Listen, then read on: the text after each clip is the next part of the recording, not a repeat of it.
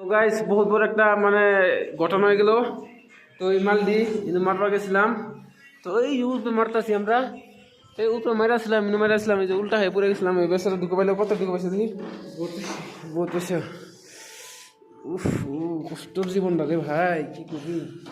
আমি যাই দেখি এটা পড়ে গেছি উঠবার থেকে। এই যে দেখো না, ওই যে দেখো না, তলা পড়ে রয়েছে, ভয়ঙ্কর হয়ে গেছে একটা, বুঝছো না? এই যে দেখো এই থেকে পড়ে গেছি উল্টা খায়া, উপায় নাই, বুঝছো না? উপায় নাই, কষ্ট করে লাগবে। তার কারণে যে কই আমার সাপোর্ট করো, এত কষ্ট করে তুমি কারণে ভিডিও সেটা বানাইতেছি নতুন করে।